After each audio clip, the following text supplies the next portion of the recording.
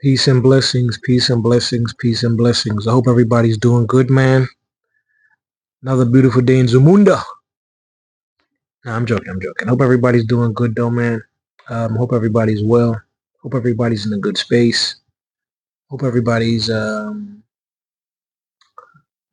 continuing to be righteous in these trying times, in these times that we have going forward. It's important to look at the symbology of a lot of things that we see. And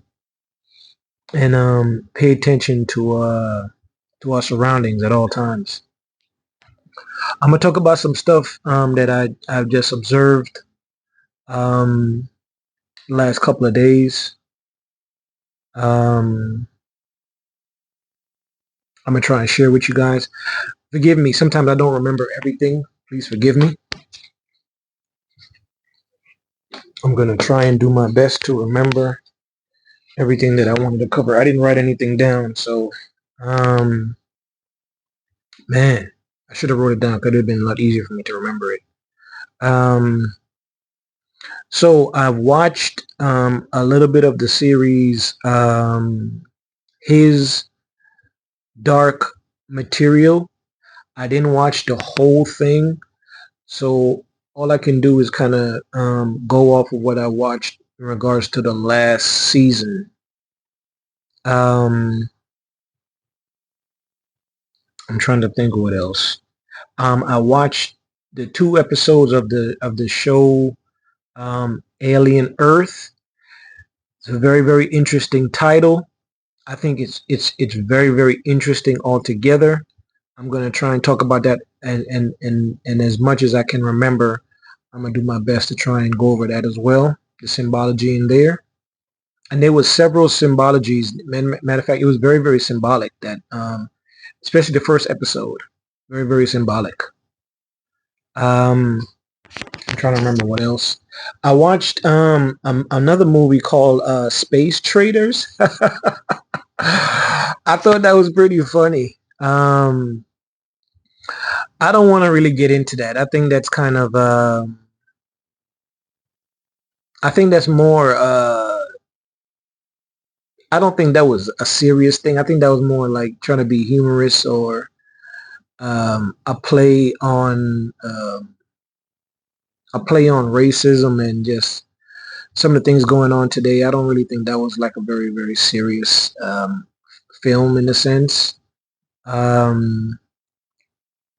I think it is very, very interesting though when they do movies like that. Even it was a short film, but when they do movies like Space Traders, and you look at the things that are being done and the things that are being said, you wonder how would those things play out in a real scenario if those alternatives were really placed before us. How would we really react to them? How would we really face it? I think it'd be very, very interesting, but I thought it was funny though.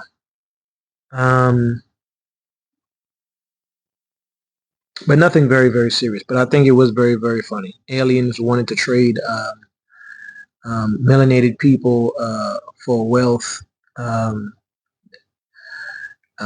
leave here, the States. It was hilarious. It was very, very funny. I wonder in a real scenario if that would be a thing for like the planet, like if aliens came for all the melanated people on the planet. Wouldn't that be kind of interesting? They said, "Hey, listen, we're going to give everybody else all the money, all the wealth you want. All we want in exchange is all the melanated people on the planet."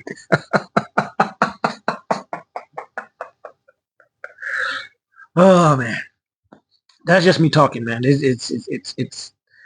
is what it is. All right, and I wonder how melanated people would feel knowing that we're the least liked people on the planet in a sense, the least respected, all of that, right? But if aliens came and said, "Hey, we're gonna take you guys away from this situation," would you want to stay here and deal with the the stuff you have to deal with, or would you want to move on and possibly go to a better situation? I'm just curious. After watching Space Traders, melanated people, ask yourself this question around the world. If you had the opportunity to leave this realm, leave the situation that we're currently in, we are hated by other races. We're hated by people. Would you take the opportunity to leave if you were given the opportunity to leave? Remember, we're free. We're not property of nobody. We're not obligated to stay. We could leave. We could do what we want to do. Would you take the option to go, or would you stay? That's something to think about. The movie is called Space Traders. Look at it. Um, uh, I guess in a metaphysical type of way, you can look at it. Check it out. But I thought it was funny. Now let me go over the his dark materials. Now his dark material is a guy. His name is Lord Arisel or Arizel. It ends with an L, but he's a lord, so he has two L's. All right, and I'm not trying to be mean or disrespectful. And it is the guy that plays Professor X in the futuristic X-Men series movies. All right, it's him. He plays Professor X. He plays the young Professor X. He plays a young Professor X from the X-Men. Right? If you know anything about the X-Men were mutants. Right? So now in this movie, he comes to the realization that there are other worlds, other realms. Right? And I guess he invents machines that can travel to these different realms. And I guess he realized that humanity is being manipulated by by angels or Megatron, and Megatron is taking over heaven, and Megatron is manipulating heaven and earth, and Megatron is really Enoch. Right? I've heard this before, but it didn't really I don't know. It didn't really hit me until I heard it said that Megatron is really Enoch. And you know, from the Transformers movies, Megatron is not a good. I don't think Megatron is a good robot. I think he's a Decepticon. All right, Megatron. Yeah, Megatron is a Decepticon. All right, but all these movies, I think, low key, are telling us about the Nephilim, fallen angels, aliens, all of this stuff. All right, but let me stick to his dark material. So he invents the machine that can travel to different realms. He ends up having a daughter who is prophesied to be the next Eve. Keep that in mind. All right. And he's working with different, I guess, militant-minded people from different realms. He has witches on his council. He has rebellion groups, and these are different groups fighting against the quote-unquote church or religious. Oh yeah, in the story, whom you know as God, they call the authority, right? But in reality, in the show, I guess it's based on a book. The authority is really Megatron, the angel, right? He's the ruling regent, because I guess God is too old, or God is sick, or God is on vacation. I don't know I don't know the full story, but that's it, right? Now fast forward. Now him and his wife, I guess they don't get along. They don't agree, or his ex-wife, or whatever, or ex-lover, or whatever. The mother of Eve, right? she is working directly with the church, and she's a manipulator. All right. Now, at some point, they get into this great battle with the angels, and I guess the angels that they have on their team. So it's the angels that they have working with them, which is regular human beings, versus the kingdom of heaven. All right. And they get into this big battle. I'm skipping a lot of parts, but I'm just trying to get to the good stuff. All right. He somehow gets to, I guess, where heaven is. I guess heaven came down to earth, and they called it the Cloud Mountain, something like that. I guess that's supposed to be like the palace of the Most High. So the palace comes down in a cloud, right? And I guess the mother of Eve got the attention of Megatron. So Megatron invited her into I guess the palace of heaven, right? So she goes in there, and she's talking to him. I guess she's trying to manipulate him, and I guess, yeah, well, she did manipulate him. Isn't that crazy? A human woman manipulated an angel. So then she's in there talking to him, and he's supposed to be the regent. He's like the highest. He's the I don't know. He's the most powerful thing in the heavens, right?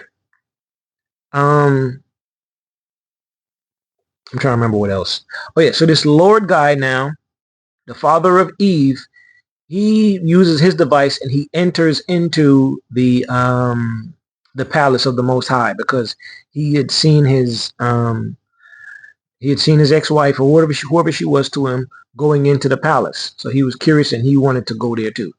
But his thing was, he wanted to fight Megatron. He literally wanted to fight Megatron, a man fighting an angel. You know, this goes back to your I forgot what biblical story it was, when one of the men from the Bible held an angel. He's like, I'm gonna fight you until you bless me, or something like that. I don't know how it goes. They wrestled with an angel, right? So he wanted to wrestle and fight this angel, right? He wanted to fight the authority, because he felt like what he was doing was wrong. It was deceiving mankind. It was negative, right? Yeah, and there's a purgatory in the show too. There's a scene. There's a part where there's a part in the show where Eve leads the dead out of purgatory. She leads the dead out of purgatory. So death is not like a negative thing anymore. Once you pass away, you get a chance to your essence gets to rejoin the universe. Right. All right. So let me continue. So he goes now into the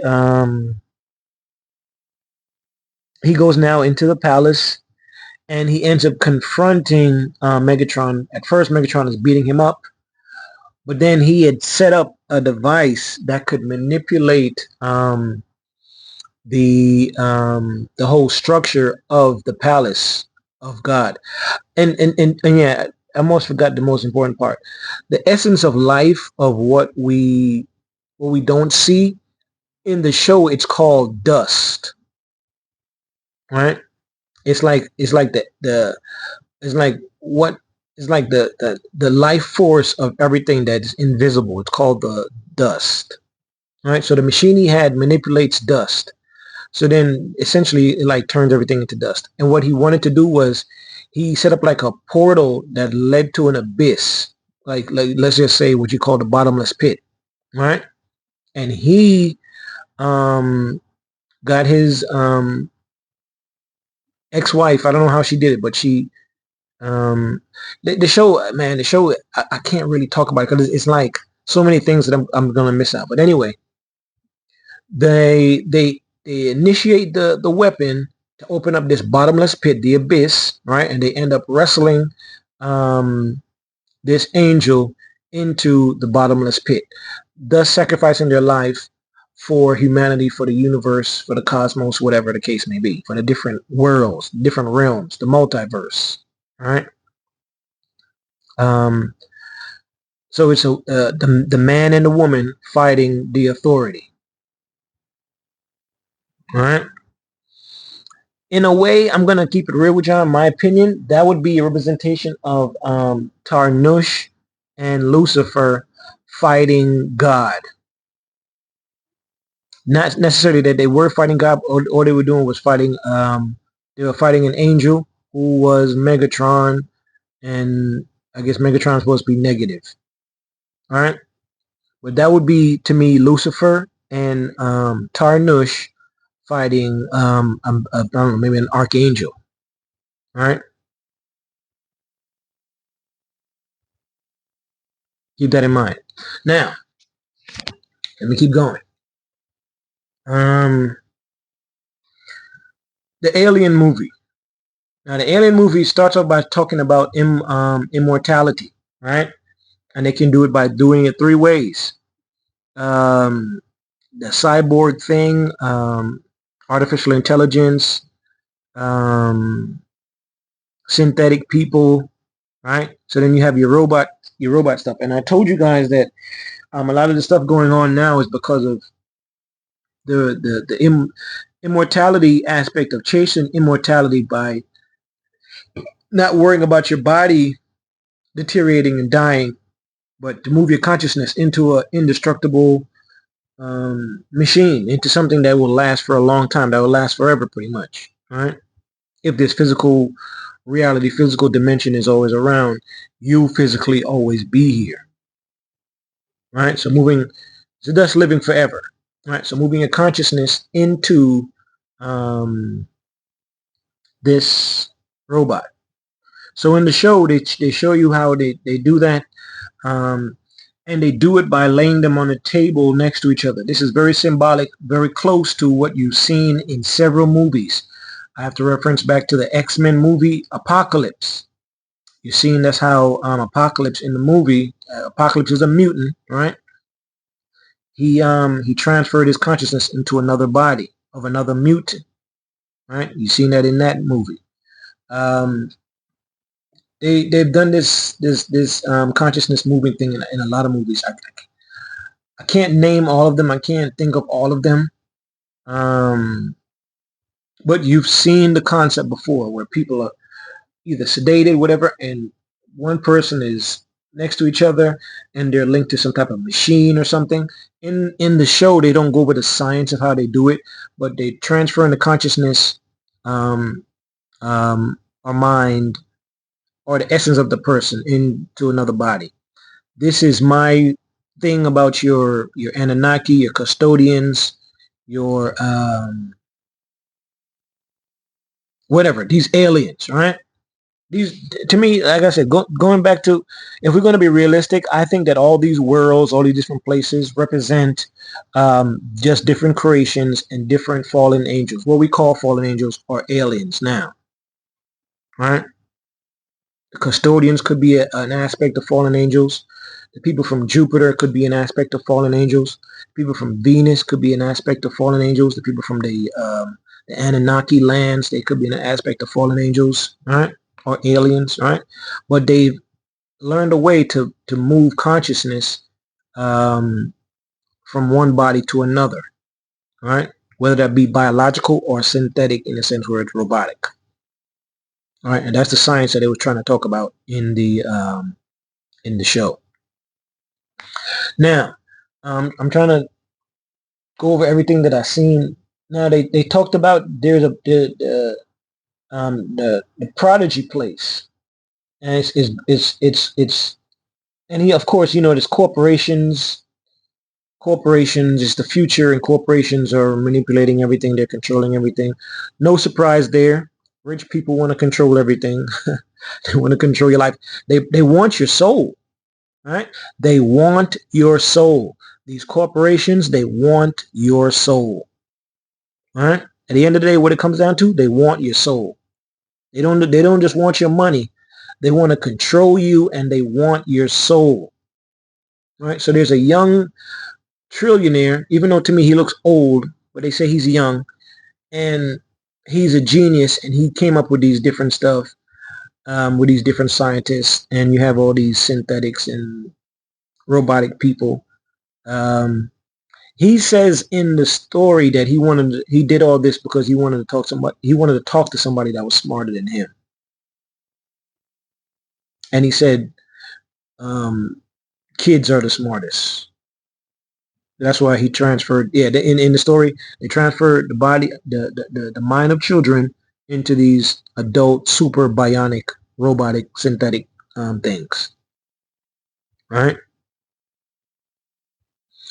Um, I'm trying to think of what else. What else?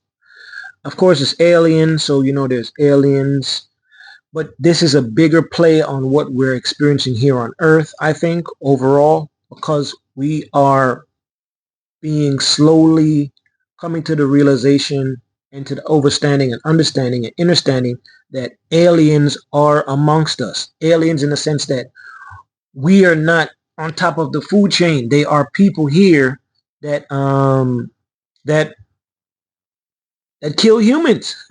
And you see that in the movie, in the show, right? Those aliens are like animalistic.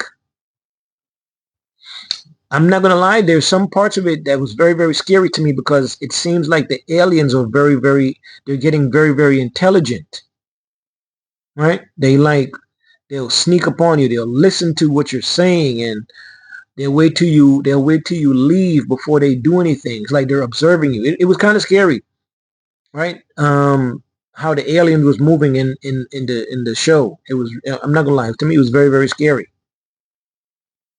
right? Um, and the eggs. This is like a reptilian thing to me, right?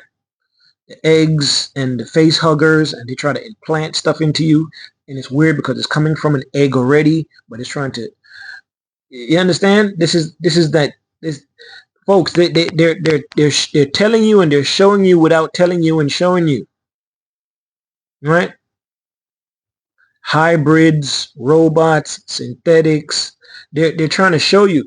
They have people. There's people right now that already have like, if you have missing limbs or things of that nature, they've reattached like um, robotic arms, or they already did the chip thing in people's brains. And that's based on the central nervous system, right? Running through your body. You have probably, I don't know, miles of veins and nerve endings and things of that running through your body, right? Folks, they've studied what you know as man, like they've studied what you know as man for eons, right? This is not something they did overnight. They've been studying mankind for a long time. They've been studying man, the biology, the anatomy of man for a long time to figure out how you tick, literally, how you move, right? But if you watch the show Alien Earth, it is very, very telling. There's a lot of symbology. They had the Peter Pan, the Kid Prodigy, and then if you got a chance to see it in my breakdown on the Peter Pan thing, it is said that Peter Pan is actually the villain. He's more like a demon, right? And I don't want to get into it because you can see it for yourself. Peter Pan, he can fly, he can manipulate, he can do magic. He gets all the young boys to come with him, right? He has the dust, right? The fairy dust. And just listening to other people talk about how they talk about how fairies were created. These were different aliens or different fallen angels, symbolically, that's been stories that's been passed down to us, um, as far as like the stories of Nephilim and fallen angels, right? Creating hybrids. And I didn't even know that some of these people was saying that these some of these fallen angels originally, some of them look like lizards. Some of them look like lizards. That's where the dragon thing comes from. Now, I just want to talk about this real fast. Um, um, we have to realize what's going on as far as like the the wording of things, how things are said, what words mean, the origin of words, right? And I'm not trying to trick you or manipulate you, but you have to understand um, that is the magic of how people play with us, right? If you say that if you say I'm so blanky blank, right? What is the origin of that word? What does that word mean, right? If you say, yo, I'm from the blank, right? What does that word mean? What is the origin of that word? That is the trick. That is the spell. That is the game. All right. What is the origin of that word? Where does that word come from? Where is the origin of that word? So if you say, I'm blankety blank, and I'm not trying to be mean or come across as like a coon, all right? I'm just being realistic. If you use a word, what is the origin of that word? Where does that word come from? Are you saying that you are that thing, or you come from the origin of that word? Do you understand the trick? Do you understand the spell now? You understand why this language has been pushed on society as a whole globally? Words have multiple meanings. What does it mean when you say it? Do you understand now? I'm not trying to trick anybody. I want you to understand what I'm saying. And I'm not trying to talk over your head. Right? And in no way was I trying to disrespect any community. I was being very honest. Because we know what's going on. It's time for us to think for ourselves, to think for ourselves. If people have to think for you, you are in sad days. If people have to think for you, you are in sad days. It is time to try and think for yourself. What else was I going to say? Um, as far as religion goes, right? There seems to be no other bigger symbology as far as religion as in regards to Christianity, right? I've heard stories that Christians were in the Colosseum. They were killed. The early Christians were persecuted based on what they believed in, right? Um, Jesus, Yahshua, right? Jesus Christ. He was not a Christian. He was not a Christian. Yet Christians believe in Jesus Christ. Okay? Keep in mind, this same Christianity was used to kill a lot of people. I'm not even going to talk about the other religions that throughout time have used their religion to use as an excuse to kill people. Except, I don't know, this religion. Or I'm going to chop off your head with the sword. Right? So Christianity, with all the biblical prophecies that come with it, right? The apocalypse and all this stuff, right? Every religion has their own apocalypse or whatever the case may be. But Christianity seems to be the focus. Now keep in mind, when they were hanging and killing people, right?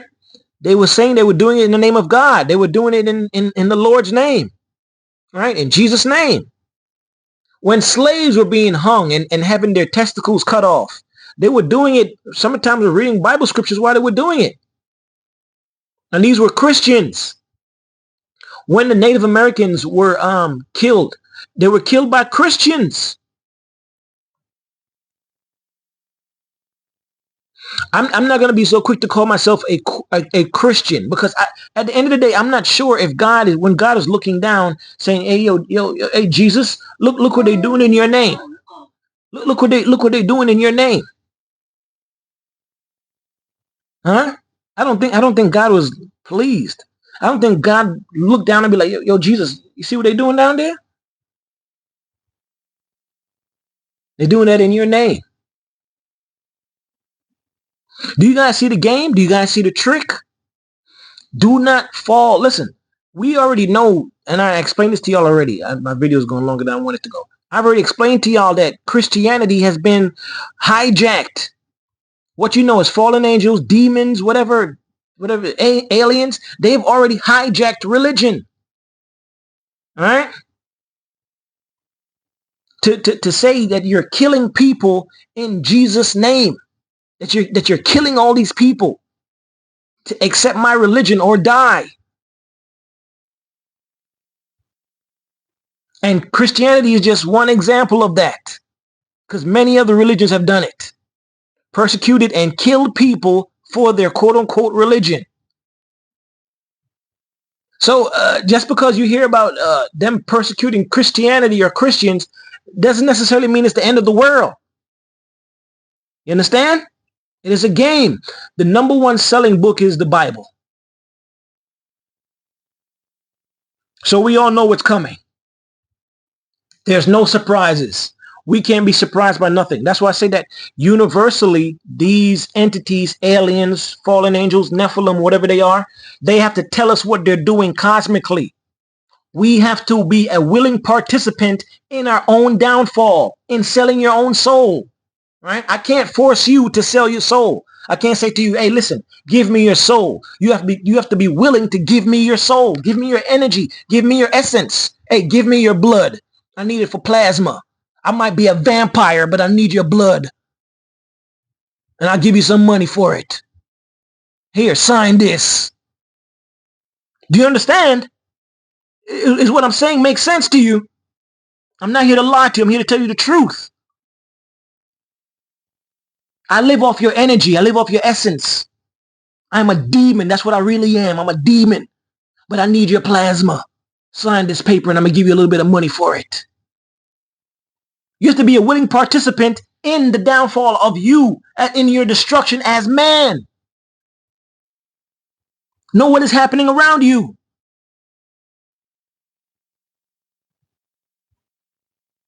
Hey, listen, I'm not telling anybody to run out of the church, but just be mindful. A lot of your people, listen, the Bible already told you in the last days, a lot of people are going to be sellouts. So don't be surprised when your preachers tell you, hey, go take the mark of the beast. You understand? If they say, hey, listen, for you to live, you got to put a microchip in your head or a microchip in your arm. And your preacher says, hey, to all my Christians, go out there and go put that microchip in your arm. Don't be surprised if they tell you that. Do you understand? Do not be surprised if they tell you that. Everybody's going to have to learn to think for themselves. Is it going to be your faith? Is it going to be your discernment? What are you going to do to filter out the nonsense? For you to wake up and see what's happening around you.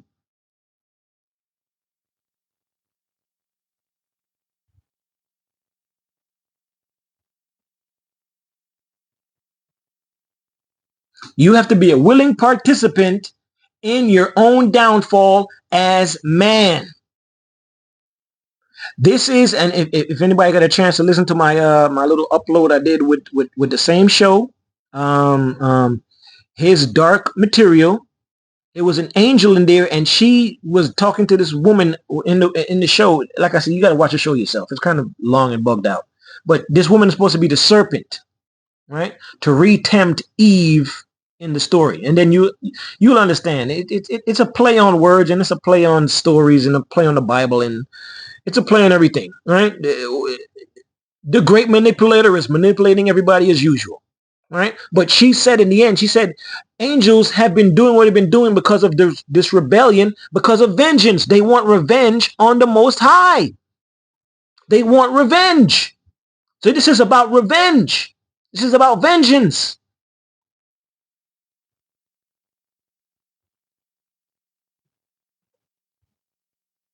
All right? This is about revenge for them. For fallen angels, Nephilim, this is about revenge. This is about getting revenge. This is why the Most High is sitting back and just watching. Do you understand?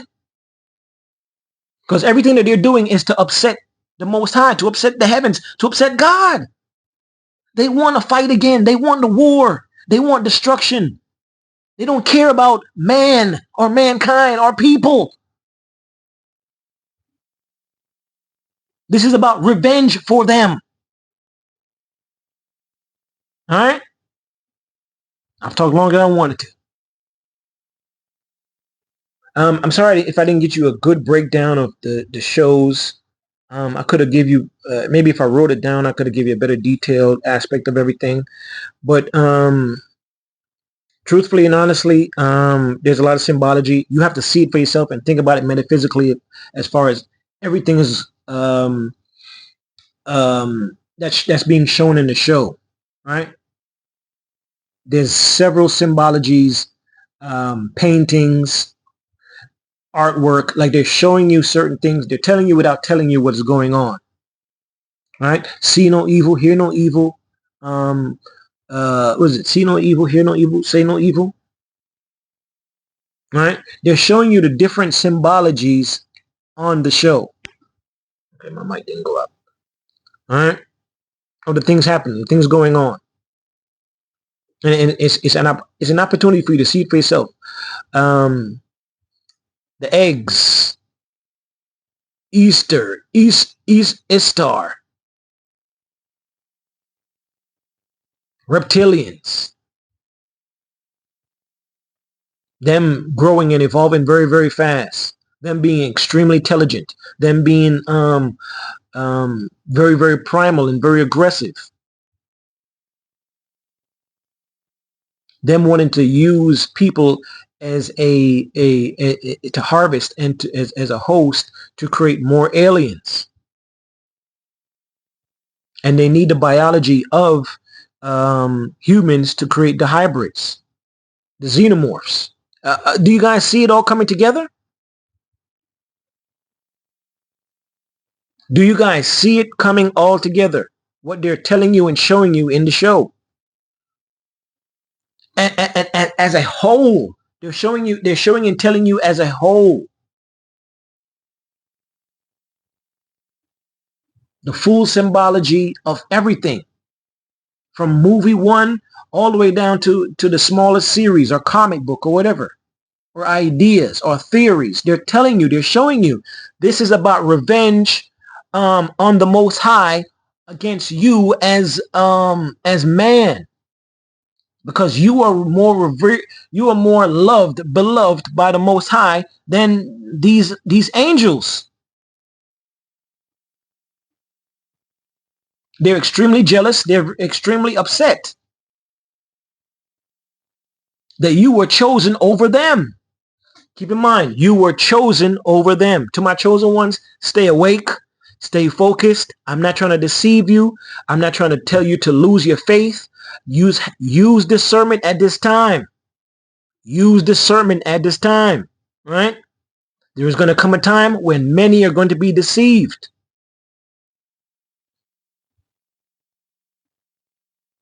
Somebody trying to call me again. There's going to come a time when many are going to be deceived. Do not be deceived. Use discernment. Think, pray, meditate, feel, I don't know, try and feel for your soul again, right?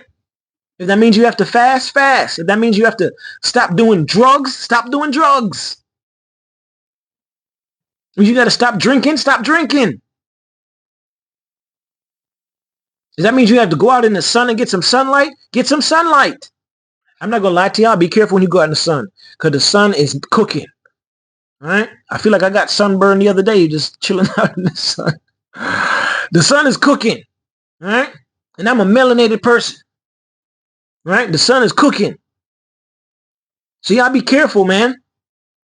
But listen, folks, use discernment. Think for yourself. Right? The powers that be or whomever, they're going to try and think for you. They're going to tell you, listen, do this, do that, do this, do that. But you have to think for yourself. You're going to have to think for yourself. Don't let nobody think for you. Don't let nobody tell you what to do.